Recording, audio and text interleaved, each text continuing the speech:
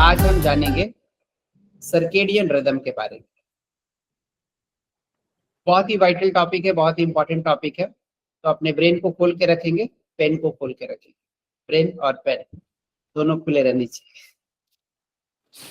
तो circadian rhythm जो है काफी पहले कॉइन किया गया था, लेकिन 2017 में जेफरी हॉल और माइकल यंग, ये तीन साइंटिस्ट थे जिन्होंने सर्केडियन रिदम को बहुत क्लोजली ऑब्जर्व किया और उसका रिसर्च करके प्रेजेंट किया। वही मैं आज आपको बताने वाला हूँ। तो बहुत पुराना रिसर्च नहीं है, काफी लेटेस्ट है, पिछले 8 साल पहले का है। लेकिन बहुत सारे लोगों को जानकारी नहीं है इसके बारे में, और जानकारी नहीं होने की वजह से हम कई सारी गलतियां कर रहे होते हैं अपनी लाइफ में। तो सर्केडियन रिदम जो है, circa means all around, circa, and dian means day, 24 hours. तो all around 24 hours is called as circadian rhythm.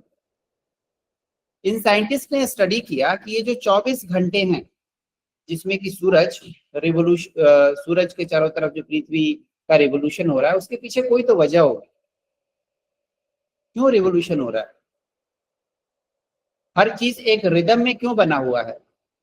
गर्मी आती है, जाड़ा आता है, बरसात आती है, फिर से गर्मी आती है, जाड़ा आती है, तो एक रिदम बना हुआ है। दिन होता है, फिर शाम होती है, फिर रात होती है, फिर सुबह होती है, एक रिदम बना हुआ है। तो हर चीज अगर रिदम में है, नेचर के हर चीज रिदम में है, तो क्या नेचर से बनने वाले प्राणियों के अंदर रिदम है कि नहीं है? इस चीज को उन्होंने स्टडी किया। तो जब हर चीज यूनिवर्स में एक रिदम में चल रहा है, तो क्या ह्यूमन बीइंग का रिदम है कि नहीं है? तो इन लोगों ने आइडेंटिफाई किया कि ह्यूमन बीइंग भी एक रिदम में चलता है। हमारे शरीर के अंदर एक बायोलॉजिकल क्लॉक है, और वो ठीक जैसे पृथ्वी घूमती है ना, वैसे ही घूमता है। और जितना जल्दी हम उसको समझ जाएंगे, उसके हिसाब से अगर काम करने लगेंगे, तो बिल्कुल हम अपने नेचुरल स्टेट को अचीव कर पाएंगे।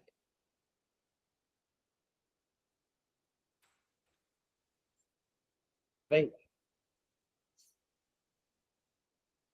तो आज के सेशन में वही जानेंगे कि इन लोगों ने क्या रिसर्च किया और उसको अप्लाई करने पे क्या रिजल्ट मिले। हम शुरू करेंगे रात को 12 बजे से। इसमें देखेंगे कि हमारा जो सबसे डीपेस्ट स्लीप होता है वो 2 बजे होता है, और डीपेस्ट स्लीप में जाने के लिए हमारे ब्रेन को 4 घंटे स्लीप में रहना पड़ता है। तो अगर हम 4 घंटे सोएंगे तब हम REM, REM, this is called as the deepest sleep, हम उस रेम में तभी जा पाएंगे जब हम अपने ब्रेन को 4 घंटे रेस्ट में रखेंगे। इसका मतलब कि 10 साढ़े 10 बजे अगर आप सो जाते हैं तो आप रेम वाली स्लीप में जा सकते हैं।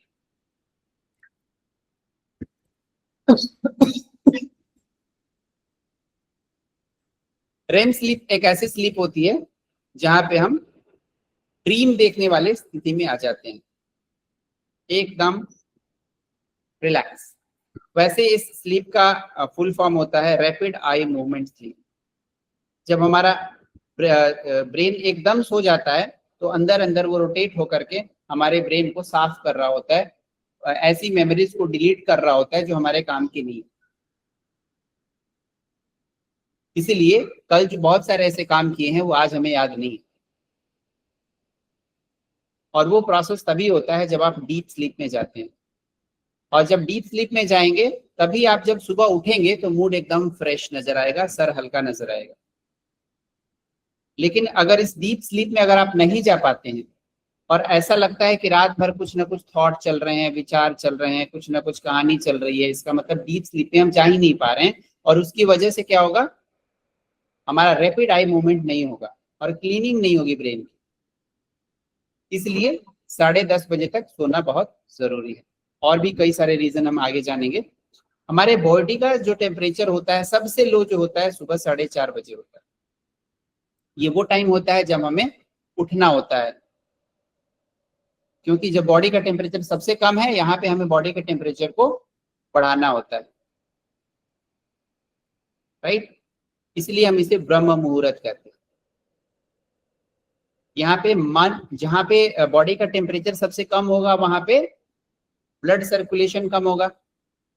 ब्लड सर्कुलेशन कम होगा मतलब कि अंदर की बॉडी ठंडी है, शांत है। तो हमारा जो मन सबसे ज्यादा शांत होता है वो होता है सुबह 4:30। इसलिए इस यूनिवर्स के सारे ऋषि, महात्मा, मुनि, बड़े बड़े लोग जो हैं तपस्या, साधना इसी टाइम पर करते हैं, जब आपका बॉडी टेम्परेचर सबसे कम होता है और मन एकदम शांत होता है। 6:45 पर ये हमारा जैसे ही सनराइज शुरू होता है, ठीक है, सनराइज शुरू होते ही क्या होता है, हमारा बॉडी का टेम्परेचर बढ़ने लगता है। और टेम्परेचर बढ़ेगा तो साथ में प्रेशर भी बढ़ेगा। टेम्परेचर बढ़ेगा तो बॉडी के अंदर का ब्लड प्रेशर भी बढ़ेगा। इसलिए हमारा बॉडी का ब्लड प्रेशर सबसे ज्यादा 6:45 के आसपास होता है। ठीक है, ये सारे जो दिए हुए हैं पिक्चर्स, ये ±1 आवर है जब वेरिएशंस होता है जाड़े के दिनों में और गर्मी के दिनों में, उसके हिसाब से। तो अगर आप सुबह का ब्लड प्रेशर नापेंगे तो सबसे ज्यादा मिलेगा आपको। इसलिए जिसको भी ब्लड प्रेशर की बीमारी होती है, चाहे लो बीपी हो चाहे हाई बीपी हो, उसके ब्लड प्रेशर को कहा जाता है कि सुबह सुबह नाप के देखो। ठीक है, अब आगे आते हैं। 7:30 बजे, सुबह 7:30 बजे हमारे बॉडी से मेलाटोनिन सेक्रेशन बंद हो जाता है। मेलाटोनिन हमारे बॉडी का एक ऐसा हार्मोन है जो हमें सोने में मदद करता है। जिन लोगों को नींद नहीं आती उन्हें डॉक्टर मेलाटोनिन की टैबलेट देता है। 2,500-3,000 रुपए की टैबलेट मैंने देखी थी किसी को खाते हुए। लेकिन इस मेलाटोनिन की टैबलेट को खाने पे अगर आपने 3 महीने खा लिया तो आप नपुंसक हो जाएंगे। तो उसमें स्टेटरी वार्निंग भी लिखी होती है कि भाई आप उसके लिए आप जिम्मेदार हो, हम जिम्मेदार नहीं है, हम आपको सुलाने के लिए जिम्मेदार हैं, बाकी हेल्थ का जिम्मेदार आपको, सोने की गारंटी है। तो मेलाटोनिन क्या होता है, 7:30 बजे तक रहता है, इसलिए लोग कई बार 7:30, 8, 9 बजे तक सोते रहते हैं। उसके बाद आता है अलर्टनेस। सुबह 10 बजे जब सूरज आसमान में पहुंच जाता है, तो जब जब सूरज आसमान में रहेगा तब तब आपके बॉडी का एनर्जी हाई रहेगा, बॉडी का मेटाबॉलिज्म हाई रहेगा, पाचन क्रिया तेज रहेगी। सूरज के हिसाब से हमारे बॉडी की पाचन क्रिया चलती है। तो अगर कोई पूछता है कि मुझे कब हेवी फूड खाना चाहिए, कब लाइट फूड खाना चाहिए, कब नहीं खाना चाहिए, तो आप देख लो कि सूरज कहाँ पे है। जैसे ब्रेकफास्ट है, ब्रेकफास्ट में सूरज नीचे है तो कम भोजन लेना चाहिए। लंच में सूरज एकदम ऊपर है, मिड ऑफ द डे, वहां पे आप हेवी ग्रेन ले लो। इवनिंग में सूरज नीचे आ गया है, ठंडा हो रहा है, तो वहां पे अपने फूड को लाइट कर दो। सूरज डूब गया तो खाना बंद कर, क्योंकि अब डाइजेशन कम हो गया है, अब खाना केवल सड़ेगा। दोपहर के 2:30 बजे हमारा ब्रेन कोऑर्डिनेशन के लिए तैयार होता है। सबसे बेस्ट जो डिसीजंस होते हैं वो 2:30 से 3:30 बजे के बीच में होते हैं। 3:30 में हमारा रिएक्शन टाइम सबसे फास्ट होता है। तो जिंदगी के बड़े बड़े जो डिसीजंस लिए जाते हैं वो इस टाइम पे लिए जाते हैं। बड़े बड़े जो कॉर्पोरेट सेक्टर्स होते हैं इनकी मीटिंग इस टाइम पे कराई जाती है, आफ्टरनून टाइम, जहाँ पे डिसीजन मेकिंग पावर सबकी ज्यादा होती है, आइडिया क्रिएशन, आइडिएशन सबसे ज्यादा होता है। तो इस टाइम पे अगर आप पढ़ाई करते हैं तो आपका रिटेंशन पावर बढ़ जाता है। ठीक है, अब आते हैं इवनिंग टाइम में। तो 5 बजे के आसपास हमारा कार्डियोवास्कुलर सिस्टम एक्टिवेट होता है, जिसमें आप अपने मसल को स्ट्रेंथन कर सकते हैं, वॉकिंग कर सकते हैं, दौड़ सकते हैं, एक्सरसाइज कर सकते हैं, योगा कर सकते हैं, क्योंकि यहाँ पे हमारी एफिशिएंसी सबसे ज्यादा होती है। मस्कुलर स्ट्रेंथ, इसका मतलब कि शाम को आपको एनर्जी का एहसास होगा और अर्ली मॉर्निंग में वीकनेस, लो एनर्जी लगेगी। अगर ऐसा होता है इसका मतलब ये सर्केडियन रिदम है, मॉर्निंग में एनर्जी का लो होना और इवनिंग में एनर्जी का हाई होना। This is coming under circadian rhythm. शाम को 6:30 बजे फिर से ब्लड प्रेशर आप नापेंगे तो इस टाइम पे सबसे हाई ब्लड प्रेशर होगा। तो इसका मतलब कि मॉर्निंग का ब्लड प्रेशर और इवनिंग का ब्लड प्रेशर अलग अलग मिलेगा, रिदम के हिसाब से, बॉडी के क्लॉक के हिसाब से। शाम को डॉक्टर के पास जाएंगे, अगर ब्लड प्रेशर चेक कराएंगे तो हाई ही आएगा, और फिर डॉक्टर कह देगा आप बीपी के पेशेंट हो चुके हैं, दवाइयाँ खानी शुरू कर देनी चाहिए लाइफ टाइम। तो कभी ऐसी गलती नहीं करनी है, या जान लेना है, या अवेयरनेस हो जानी है कि शाम को ब्लड प्रेशर चेक होगा तो वो ज्यादा ही आएगा, तो उसको एक बार मॉर्निंग में चेक करा के कंफर्म करना है, इससे इसके पहले कि आप दवाई खाना शुरू कर दें। क्योंकि इंडिया के अंदर 80% लोग बीपी की दवाई इसलिए खा रहे हैं कि डॉक्टर ने बोला है, इसलिए नहीं खा रहे हैं कि बीपी है, राइट। अब टाइम मैनेजमेंट के क्लास में आप सोचेंगे ये सर्केडियन रिदम क्यों पढ़ाया जा रहा है, क्योंकि सबसे ज्यादा समय जो बर्बाद होता है ना, आपको अपने हेल्थ और परिवार के हेल्थ को बचाने में चला जाता है।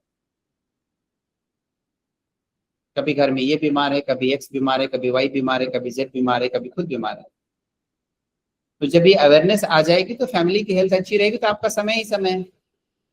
कितनी बार तो महीने महीनों तक लोग बीमार रहते हैं घर में, उनकी सेवा में लगे हुए हैं। तो इसलिए इस चीज को समझना जरूरी है। हाईएस्ट बॉडी टेम्परेचर शाम को 7 बजे। आप देखेंगे जब भी कफ कोल्ड फीवर आएगा तो फीवर शाम को ज्यादा हो जाएगा, शाम होते ही फीवर बढ़ जाएगा। सुबह हो जाएगा तो फीवर डाउन हो जाएगा, शाम होगा तो फीवर बढ़ जाएगा, क्योंकि ये बायोलॉजिकल क्लॉक ऐसे ही काम करता है। और रात को 9 बजे मेलाटोनिन रिलीज होना शुरू हो जाता है। तो 9 बजे से लेकर सुबह 7:30 बजे तक का जो टाइम है ये मेलाटोनिन रिलीज का है। तो 9 बजे के बाद आपको सोना है और सुबह 7:30 बजे के पहले अच्छी तरीके से उठ जाना है, ठीक है।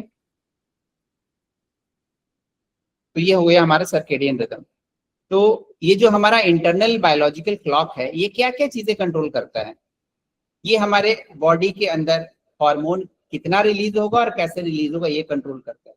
तो अगर कोई कहता है कि डॉक्टर कहता है कि भाई आपके बॉडी का हार्मोन खराब है, हार्मोन डिसबैलेंस हो गया है, तो तुरंत चेक करना है कि मेरा सर्केडियन रिदम ठीक चल रहा है कि नहीं चल रहा। अगर आप रिदम से बाहर निकल के जाओगे, अपने नेचर से लड़ाई करोगे, दुश्मनी करोगे, तो क्या होगा, हार्मोनल डिसबैलेंस होना ही होना है। और उसके बाद आप चाहे कितनी भी दवाइयां खा लो, कोई फर्क नहीं पड़ने वाला जब तक ये रिदम सही नहीं होगा। मेटाबॉलिज्म लो हो जाना, डाइजेशन खराब हो जाना, इम्यूनिटी कमजोर हो जाना, कॉग्निटिव परफॉर्मेंस खराब हो जाना, ब्रेन का परफॉर्मेंस खराब हो जाना, मेमोरी कम हो जाना, पीसीओडी हो जाना, पीरियड्स खराब हो जाना। इन सब के पीछे क्या है, सर्केडियन रिदम काम कर रहा है। जैसे जैसे हम आगे जाएंगे और कई सारी डिस्कवरीज आपको आज पता चलेंगी जो कि अभी तक आपको नहीं पहुंची। चलिए अब हम देखेंगे एससीएन के बारे में डिटेल्स। एससीएन का फुल फॉर्म मैंने बता दिया है, सुप्रा कियास्मेटिक न्यूक्लियस। ये हमारे हाइपोथैलेमस ग्लैंड के पार्ट होते हैं। This is a part of hypothalamus gland. ये क्या करता है, ये बॉडी के क्लॉक के रिदम को कंट्रोल करता है, ये कंट्रोलर है। जैसे कि पंखे का रेगुलेटर पंखे को कंट्रोल करता है, वैसे ये बॉडी के सारे रिदम को कंट्रोल करता है।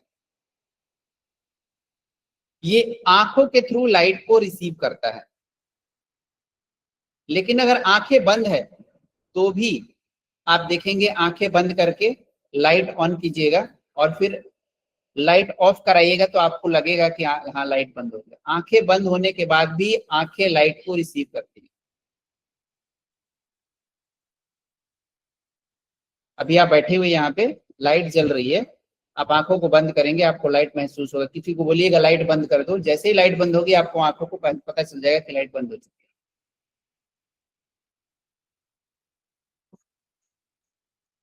इसीलिए जो लोग ब्लाइंड होते हैं उनके साथ भी यही सर्केडियन रिदम काम करता है। तो जो नेचर है ना बहुत ही ताकतवर है, उसने पहले ही पता कर लिया भाई कुछ लोग अंधे होंगे, इसलिए सिस्टम को ऐसा बनाना है कि चाहे जिनकी आंखें बंद हो चाहे आंख खुली हो, ये एससीएन काम करता रहेगा, ठीक है। तो ये आंखों के थ्रू पूरा सिस्टम रिसीव करता है और इसके बाद सिग्नल देता है एससीएन को। एससीएन जो होता है ये फोटो रिसेप्टिव का मतलब आंख बंद होने के बावजूद भी लाइट को पहचान लेना, और उसके बाद हमारे बॉडी के इंटरनल सिस्टम को कंट्रोल करता है।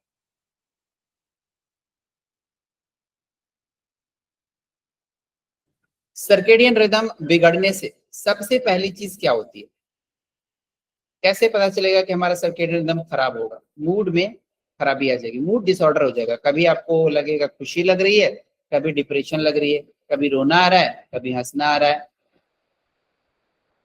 तो मूड फ्लक्चुएशन बहुत ज्यादा होना शुरू हो जाएगा। हर दूसरे तीसरे दिन में एक बार रोना ही आ रहा है।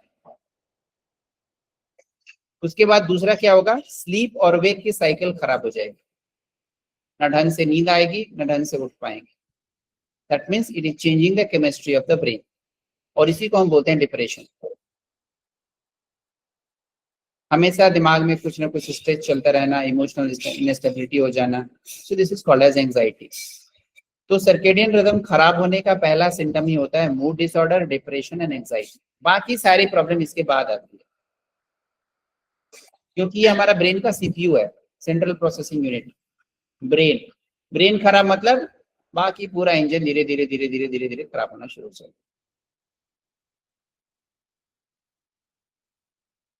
ठीक है, तो आप देखेंगे कि जो इंसान बीमार है या जिसको गैस्ट्रो की प्रॉब्लम है, वो इन तीनों में से एक किसी से जरूर गुजर रहा है।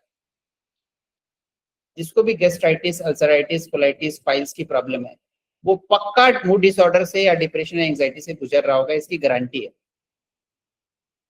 उसको बुरे सपने आ रहे होंगे। तो और आगे बढ़ते हैं, सर्केडियन रिदम का हमारे ब्लड प्रेशर के साथ क्या रिलेशन है? सुबह 10 बजे अगर ब्लड प्रेशर नापेंगे तो नॉर्मल ब्लड प्रेशर से ज्यादा फ्लक्चुएशन मिलेगा, हाई मिलेगा। अगर आपको शाम को 120 मिलेगा तो सुबह में 130 मिलेगा। तो आपका ब्लड प्रेशर सुबह और शाम सेम नहीं रहता है। क्यों? क्योंकि सर्केडियन रिदम उसको कंट्रोल कर रहा होता है। अगर रात को ब्लड प्रेशर हाई हो जाएगा तो नींद नहीं आएगी। तो जिन लोगों को हाई ब्लड प्रेशर की बीमारी होती है उनके साथ इंसोमैनिया फ्री में आता है। हाई ब्लड प्रेशर में नींद कम आएगी, डीप स्लीप नहीं आएगी, क्योंकि नींद आने के लिए ब्लड प्रेशर को डाउन होना जरूरी है। तो इस तरह से बॉडी ने अपने क्लॉक को इस तरह से बना रखा है। एससीएन का काम ही है ये, हर सिस्टम को कंट्रोल करना।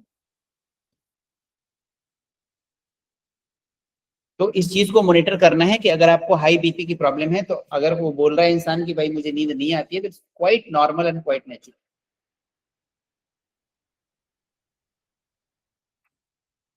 अगला, सर्केडियन रिदम का हमारा किडनी के साथ क्या कनेक्शन? आप देखेंगे कि आपका दिन में जो यूरिनेशन होता है, कई बार यूरिन करने जाते हैं, और रात में कितनी बार जाते हैं?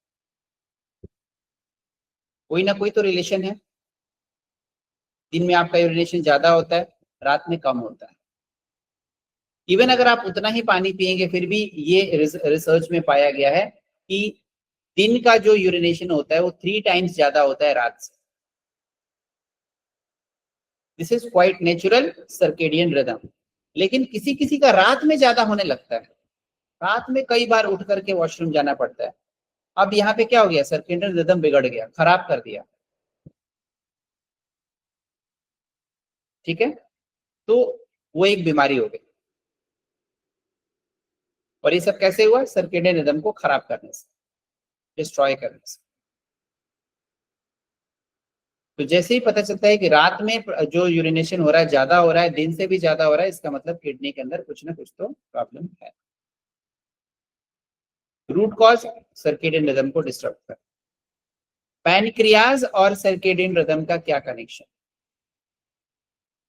अगर शाम को 6 बजे के बाद भोजन किया गया, आफ्टर 6 PM, सूरज जब अस्त हो चुका है, आपका डाइजेस्टिव सिस्टम काम करना बंद कर चुका है, लो कर चुका है, उसके बाद अगर आपने पेट में खाना डाला तो पैनक्रियाज अपना काम करना बंद कर चुका होता है। पैनक्रियाज का सूरज के साथ डायरेक्ट कनेक्शन। तो जैसे ही आप शाम को 6 बजे के बाद खाना बंद कर देंगे, डायबिटीज अपने आप रिवर्स हो जाती है। डायबिटीज होने के पीछे सबसे बड़ी वजह होती है 6 बजे के बाद भोजन करना। पैनक्रियाज का काम होता है इंसुलिन को रिलीज करना, इंसुलिन का काम होता है शुगर को एक जगह से उठा करके आपके भोजन से ले जा करके सेल में डंप करके डाइजेस्ट करें। लेकिन अगर इंसुलिन ही रिलीज नहीं होगा तो इंसुलिन क्या है, कैरियर है। इसको ऐसे समझते हैं कि एक मजदूर है, मजदूर कौन है यहाँ पे, पैनक्रियाज का इंसुलिन। अब इस मजदूर को एक बोरी चीनी उठा करके ले जाकर के डाइजेस्ट करना है सेल। आपने बॉडी के अंदर 10 बोरी चीनी डाल दी फॉर एग्जाम्पल। अब 10 बोरी चीनी उठाने के लिए 10 इंसुलिन चाहिए, 10 मजदूर चाहिए। लेकिन पैनक्रियाज बोल रहा है कि मैं भाई 6 बजे के बाद काम नहीं कर रहा हूं, मेरा रेस्टिंग टाइम है, दिन भर तुम्हारे लिए दौड़ रहा हूँ, भाग रहा हूँ, काम कर रहा हूँ, कि दिन भर कराते ही रहोगे, मुझे रेस्ट दे दो। ठीक है, तो सर्केडियन रिदम के हिसाब से पैनक्रियाज इंसुलिन रिलीज करना कम कर देता है या बंद कर देता है। लेकिन आपने बोला भाई हम तो 10 बोरी चीनी डालेंगे, आपने चीनी डाल दिया। अब ये मजदूर जो है वो रेस्ट कर रहा है, तो क्या होगा, चीनी अब बॉडी में घूमेगा, ऐसे आपके ब्लड में घूमना शुरू हो जाएगा, क्योंकि इंसुलिन रिलीज ही नहीं हो रहा है। मजदूर जो कैरियर है वो काम नहीं कर रहा है। अब सेल के अंदर कौन ले जाकर डाइजेस्ट करेगा उसको, कोई नहीं करेगा। तो क्या होगा, ब्लड में शुगर की मात्रा बढ़नी शुरू हो जाएगी, और फिर 1 दिन, फिर 2 दिन, फिर 10 दिन, फिर महीने, और फिर साल। आखिर बॉडी क्या करे, बॉडी अपना सिम्टम दिखाएगी, राइट। तो जो लोग भी शाम को 8 बजे के बाद खाते हैं उनकी गारंटी होती है कि डायबिटीज होगी ही होगी।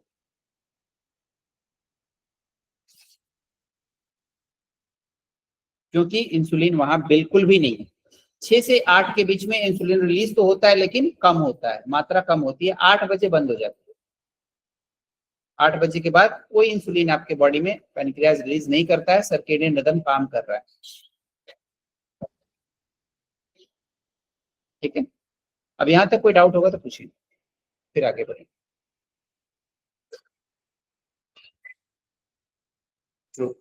अच्छा, एक चीज और डिस्कवरी था, वो मैं बताना भूल गया। जो लोग लाइट ऑन करके सोते हैं उनका वेट बढ़ने के चांसेस ज्यादा होते हैं।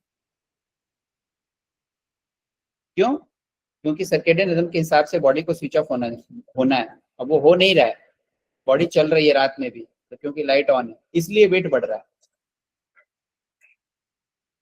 तो वेट का बॉडी के साथ, लाइट के साथ कितना क्लोज रिलेशन। अब देखते हैं कि कुछ ऐसे रिदम डिटेक्ट किए गए इस रिसर्च के अंदर। बहुत बड़े लेवल का रिसर्च था ये, जिसमें ये पाया गया कि सबसे ज्यादा जो जन्म होते हैं बच्चों के वो सुबह 1:30 बजे से सुबह 6:30 बजे के बीच में होते हैं। अभी नेचर का क्या करिश्मा है, नेचर कहता है कि जो बच्चे रात में पैदा होते हैं उनकी आई साइट स्ट्रांग होती है। क्यों? क्योंकि जब वो बाहर निकलते हैं तो अचानक से जो यूनिवर्स की, सूरज की लाइट है, अचानक से आंखों पे पड़ती है, तो वहीं से आंख कमजोर होने शुरू हो जाती है। लेकिन अगर बच्चा रात को जन्म लेता है तो वो अंधेरा देखता है। ठीक है, तो जो बच्चे दिन में पैदा होते हैं उनके आई साइट कम के चांसेस ज्यादा होते हैं उनके कंपैरिजन में जो कि रात में पैदा होते हैं। This is circadian rhythm. अगर हम ह्यूमन इंटरवेंशन ना करें, सिजेरियन ना करें, तो 99% चांसेस हैं कि बच्चा 1:30 बजे से 6:30 बजे के बीच में पैदा हो, अगर ह्यूमन इंटरवेंशन नहीं है तो। एक रिसर्च, उसी रिसर्च में भी पता चला सबसे ज्यादा सुसाइडल थॉट्स जो आते हैं 11:30 से 2:30 बजे के बीच में आते हैं, सुबह 11:30 बजे से 2:30 बजे के बीच में। हजारों हजार लोगों पे ये सारे रिसर्च हुए। इसका मतलब कि हमारा जो सबसे ज्यादा इमोशनल डिसबैलेंस होता है वो इस टाइम पे होता है। इसका मतलब कि इस टाइम पे अगर आपके मन में मूड डिसऑर्डर हो रहा है तो समझ लेना कि सर्केडियन रिदम का पार्ट। All right. एंजाइना एक डिजीज होती है जिसमें कि चेस्ट पेन होता है, काफी डिस्कम्फर्ट हो जाता है, ब्लड का फ्लो कम हो जाता है, हार्ट में पेन होने लगता है। कोरोनरी आर्टरी डिजीज इसको कहते हैं, जो आपके आर्टरीज होती हैं, वेन्स होती हैं हार्ट की, वो ब्लॉक हो जाती है। तो इस तरह से चेस्ट में पेन होता है, वो सुबह 5 बजे से 8 बजे के बीच में सबसे ज्यादा होगा, या शुरुआत इसी टाइम पे होगा। ये भी सर्केडियन रिदम का पार्ट है। कार्डियक अरेस्ट, हार्ट का फेल हो जाना, arrest, electric failure of the heart is called as cardiac arrest. ये सुबह 6:30 बजे से दोपहर 12 बजे के बीच में होते हैं। हर चीज एक रिदम में बना हुआ है। ऑस्टियोआर्थराइटिस, घुटने का दर्द, सुबह 5 बजे से शाम को 5 बजे से शाम को 9 बजे तक सबसे ज्यादा दर्द होगा। जिनको भी घुटने का दर्द होगा आप उससे पूछेंगे तो ये बताएंगे कि शाम को मेरा दर्द बढ़ जाता है। क्यों बढ़ता है? क्योंकि सर्केडियन रिदम काम कर रहा है, एंड इट्स क्वाइट नेचुरल। अगर दर्द बढ़ रहा है तो रिदम के हिसाब से काम कर रहा है। रिमेटॉइड अर्थराइटिस ऑस्टियोआर्थराइटिस से अलग होता है। रिमेटॉइड अर्थराइटिस के अंदर हमारे बॉडी के सेल ही हमें खाने लगते हैं, तो ये सुबह में होता है। अब घुटने के अंदर दर्द 2 तरीके से हो सकता है, रिमेटॉइड अर्थराइटिस भी हो सकता है, ऑस्टियोआर्थराइटिस भी हो सकता है। अगर सुबह में दर्द बढ़ जाता है तो ये रिमेटॉइड वाला है, और शाम को बढ़ जाता है तो ऑस्टियोआर्थराइटिस वाला है। कितना आसान है पहचानना। उसके बाद अगली बीमारी हमारी एलर्जिक राइनाइटिस, एलर्जी, सुबह सुबह नाक का बहना। ये सुबह 5:30 बजे से सुबह 8:30 बजे तक नाक सबसे ज्यादा बहती है जिनको एलर्जी की बीमारी होती है। COPD, coronary obstructive pulmonary disease, ये लंग्स की बीमारी है जिसमें कि ब्रीदिंग में डिफिकल्टी होती है। ये भी सुबह 5:30 से सुबह 8:30 बजे के बीच में होती है। जैसे सूरज निकल जाता है ये प्रॉब्लम खत्म हो जाती है। माइग्रेन, माइग्रेन 2 बार अटैक करता है। पहला मॉर्निंग वाला जिसे लायन टाइप माइग्रेन कहते हैं, और दूसरा इवनिंग वाला जिसे वुल्फ टाइप माइग्रेन कहते हैं। मॉर्निंग वाला 8 से 1:30 बजे के बीच में आता है, और इवनिंग वाला दोपहर 12:30 से 3:30 बजे के बीच में आता है। इस टाइम पे माइग्रेन के पेन सबसे ज्यादा होते हैं। नेक्स्ट डिजीज इज मेनिंजाइटिस, जिसमें कि ब्रेन के अंदर स्वेलिंग हो जाती है, मेम्ब्रेन्स स्वेल हो जाते हैं और हेड में पेन होने लगता है। ये सुबह 7 से 10:30 बजे के बीच में आता है।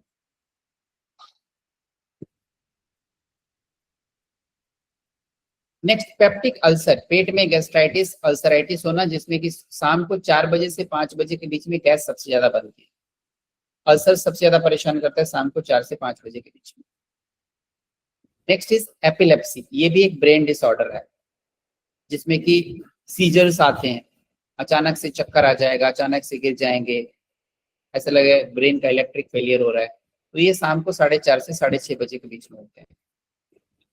नेक्स्ट डिजीज इज डिमेंशिया, जिसे अल्जाइमर भी कहते हैं। इसमें हेलुसिनेशंस, डिल्यूजन्स एंड एजिटेशंस, मतलब कि सबसे ज्यादा गुस्सा आएगा। हेलुसिनेशन का मतलब होता है कि जो चीज नहीं है वो चीज दिखने लगेगी। डिल्यूजन का भी मतलब होता है कि आप ऐसी चीजें क्रिएट कर लोगे जो आपकी लाइफ में कभी हुआ ही नहीं। तो इस तरह के चीजें शाम को 5 से 8 बजे के बीच में सबसे ज्यादा होती है। गाउट, गाउट तो सबको पता है, आपके पैर की उंगलियों में दर्द होना, हाथ की उंगलियों में दर्द होना, ऐसे घुटने कोहनियों में दर्द होना, इसे हम कहते हैं गाउट। गाउट एक इन्फ्लेमेटरी आर्थराइटिस डिजीज। ये रात को 1 बजे से सुबह 5 बजे तक सबसे ज्यादा होगा, जिसमें इंसान को नींद ही नहीं आएगी। 1 बजे के बाद नींद खुल जाएगी, उसके बाद नींद आनी बंद हो जाएगी। नेक्स्ट इज नर्व पेन और इसको कॉल एज न्यूरोलजिया। ये रात को 8:30 बजे से रात को 2 बजे तक आती है। क्लस्टर हेडेक, क्लस्टर हेडेक का मतलब कभी इधर क्लस्टर में पेन होगा, कभी इधर दर्द होगा, कभी इधर दर्द होगा, पता ही नहीं चलेगा दर्द कहाँ हो रहा है। ये सुबह 1:30 बजे से सुबह 4:30 बजे तक। अस्थमा सबसे ज्यादा परेशान करता है, सुबह 2:30 बजे से लेकर सुबह 6 बजे तक।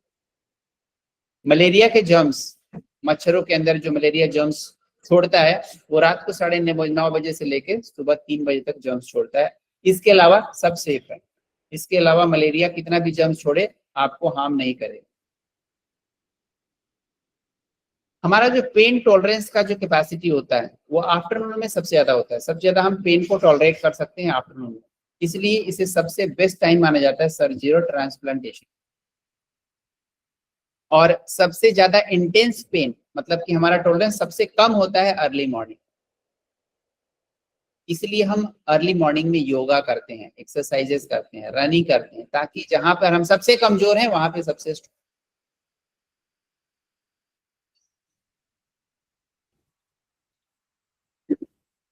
ठीक है। सो ये सारे हिडन जो रिदम्स हैं ह्यूमन हेल्थ के, इसमें कोई किसी को डाउट है तो आप मुझसे पूछिए।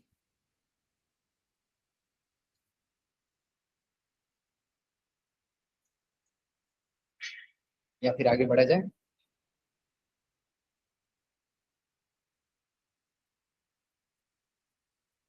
तो अब हम चलते हैं फर्टिलिटी की तरफ। सनलाइट का फर्टिलिटी से क्या लेना देना है? सनलाइट अभी हमने देखा कि मेलाटोनिन से जुड़ा हुआ है, और मेलाटोनिन विटामिन डी से जुड़ा हुआ है। जिसकी बॉडी में मेलाटोनिन की कमी होगी और विटामिन डी कम हो जाएगा, तो ऑटोमेटिक रिप्रोडक्टिव सिस्टम कम हो जाएगा, बॉडी के अंदर हार्मोन्स रिलीज होने कम हो जाएंगे, प्रोजेस्टेरॉन टेस्टोस्टेरोन बंद हो जाएगा। तो इसमें डॉक्टर्स क्या करते हैं, प्रोजेस्टेरॉन और टेस्टोस्टेरोन की टैबलेट देते हैं। ये टैबलेट खाओ तो आपका पीरियड चालू हो जाए। लेकिन हमारा बॉडी ये समझने की जरूरत है कि हमारा बॉडी टैबलेट और ड्रग्स खाने के लिए नहीं बनाया भगवान। जब भी हम टैबलेट्स और ड्रग्स बॉडी के अंदर डालेंगे तो बॉडी उसे रिजेक्ट करेगा, लीवर उसे सबसे पहले रिजेक्ट करेगा, और वो रिजेक्ट करते समय क्या करेगा, गैस बनाएगा। सबसे पहला काम करता है, जब भी कोई फॉरेन ऑब्जेक्ट आप बॉडी के अंदर डालते हैं, बॉडी गैस क्रिएट करती है। बर्पिंग का आना, नीचे से गैस का छूटना, ये इंडिकेशन है कि आप कुछ तो गलत डाल रहे हो बॉडी के अंदर, जो बॉडी बार बार आपको कह रही है कि भाई ये मत डालो। तो जब भी आप कोई भी मेडिसिन प्रोजेस्टेरॉन टेस्टोस्टेरोन या हार्मोन की खाते हैं, तो आपका लीवर धीरे धीरे धीरे धीरे डिफिशियंट होने लगता है, कमजोर पड़ने लगता है। और जहां तक लीवर की बात है, लीवर हमारे शरीर की आत्मा है। जैसे लोग कहते हैं भाई आत्मा को हम देख नहीं सकते, लेकिन आयुर्वेद के अंदर लीवर को आत्मा कहा गया है। क्यों आत्मा कहा गया है? क्योंकि ये मरती नहीं है। लीवर को आप काट करके ट्रांसप्लांट कर दो, आधी इस बॉडी में आधी इस बॉडी, 3 भाग में काट करके 3 बॉडी के अंदर डाल दो, पूरा रिवाइव हो जाएगा, 2 महीने के अंदर पूरा बड़ा हो जाएगा। इतनी पावरफुल बॉडी ऑर्गन है। लेकिन फिर भी लीवर क्यों फेल हो जाता है? क्योंकि कंसिस्टेंटली हम इसको परेशान करते रहते हैं। तो इसका भी सेचुरेशन पॉइंट आता है और एक दिन ये सरेंडर हो जाता है। और सबकी शुरुआत कहां से होती है? सर्केडियन रिदम को खराब करने से। तो अगर किसी की इनफर्टिलिटी बॉडी में है, तो ये नोन है कि विटामिन डी कम है, ये नोन है कि बॉडी में मेलाटोनिन जनरेट सही से नहीं हो रहा है, और ये नोन है कि ये इंसान सर्केडियन रिदम को फॉलो नहीं कर रहा है, ना टाइम से सोता है, ना टाइम से खाता है, ना टाइम से उठता है। तो अपने आप को अगर हम रिदम में सेट कर दें तो कोई बीमारी है ही नहीं, देयर इज नो डिजीज। क्योंकि बीमारी तभी आ रही है जब हम बॉडी के नेचर से खिलवाड़ कर रहे हैं। बॉडी के पास एक विजडम है, उस विजडम को हम छोड़ रहे हैं। तो क्या क्या चीजें जरूरी है हम अपने सर्केडियन रिदम को मेंटेन? पहला काम है, हमें सनलाइट के एक्सपोजर देना है बॉडी, ताकि विटामिन डी आपके बॉडी में टाइमली जनरेट होता रहे। क्योंकि हम नेचर से आए हैं और हर एक चीज हमारी सूरज से जुड़ी हुई है। सूरज के रिवोल्यूशन से ही हम चल रहे हैं, खाना भी उसी से पच रहा है। तो अगर हम बॉडी को सूरज में एक्सपोज नहीं करेंगे तो हमारा सर्केडियन रिदम डाउन हो जाएगा, हार्ट फेलियर बढ़ जाएगा, गैस्ट्राइटिस बढ़ जाएगा, एनर्जी नहीं मिलेगी। तो सुबह 9 बजे के पहले धूप में बैठना शुरू करना है, ठीक है? 5 ही मिनट बैठो, लेकिन ये ध्यान रखना है कि बॉडी का एक्सपोजर होना चाहिए, बॉडी की स्किन एक्सपोज होनी चाहिए। अब आप स्वेटर पहन के बैठ जाओगे तो उतना फायदा नहीं होगा, हालांकि जाड़े में जरूरी है, लेकिन फिर भी अगर एक्सपोजर कर पाते हैं, हाथ भी एक्सपोज हो जाए तो बहुत है। अगर आप व्हाइट कपड़े पहनते हैं तो आपका बॉडी ज्यादा से ज्यादा कंज्यूम करता है सनलाइट। ब्लैक पहनते हैं तो कम से कम करता है, ब्लैक कलर जो होता है लाइट को रिफ्लेक्ट करता है, व्हाइट कलर जो होता है एब्जॉर्ब करता है, ठीक है? दूसरा, कंसिस्टेंसी बनाएंगे, स्लीप शेड्यूल में कंसिस्टेंसी बनाएंगे। सर्केडियन रिदम जो आपने पढ़ा कि हमें 10:30 बजे सो जाना है, मैक्स टू मैक्स 11 बजे तो सो ही जाना है, तभी आप डीप स्लीप में पहुंच पाएंगे, नहीं तो नहीं पहुंच पाएंगे। इसके लिए कंसिस्टेंसी बनानी है। ब्रेन को कंडीशन करने के लिए 28 से 30 दिनों तक आप एक कंसिस्टेंसी में सोएंगे तो आपका इंटरनल क्लॉक जग जाएगा। तो अपनी स्लीप क्वालिटी को बढ़ाना है। अवॉइड स्लीपिंग लेट नाइट, बहुत देर बहुत रात तक सोना अवॉइड करना, अदरवाइज आप एक अच्छे हेल्थ की कामना नहीं कर सकते। Next is reduction of screen time, specially before bed time. ठीक है, specially before bed time. Neeraj, white कपड़े जो थोड़े पतले वाले होते हैं वो पहनना है, वो एब्जॉर्ब करता है, उसमें से लाइट पास हो जाती है। तो स्क्रीन टाइम को हमें रिड्यूस करना है, स्पेशली बेड के पहले, जाने के पहले 1 घंटे पहले हमें स्क्रीन को बंद कर देना है। क्यों? क्योंकि SCN आपका एक्टिव रह जाएगा, उसको अभी अभी पता चला है कि अभी अभी बिल्कुल दिन हुआ है, मेलाटोनिन रिलीज नहीं करेगा। तो 9:30 बजे के बाद प्रयास करना है कि स्क्रीन कम किया जाए, रिस्ट्रिक्ट किया जाए, मिनिमम रखा जाए, ताकि हमारा मेलाटोनिन सही समय पर रिलीज हो और आप डीप स्लीप में जा सके। उसके बाद एक बैलेंस डाइट लेना है, रेगुलर फिजिकल एक्टिविटी करना है, अपनी जिंदगी में सबसे ज्यादा किसी चीज को प्रायोरिटी देनी है तो अपने हेल्थ को देनी है, क्योंकि हेल्थ के बाद ही सब कुछ आता है। आपकी जिंदगी में जन्नत तभी है जब आपका हेल्थ आपके साथ, अदरवाइज आपने पता चला सब कुछ हासिल कर लिया और हेल्थ ही गवा दिया तो सब बेकार हो गया। हेवी मील्स को अवॉइड करना है, specially morning and evening. Evening में तो हेवी मील्स लेना ही नहीं है, एकदम लाइट से लाइटर फूड खाना है। कैफीन को बंद करना है, चाय कॉफी पीना बंद करना है।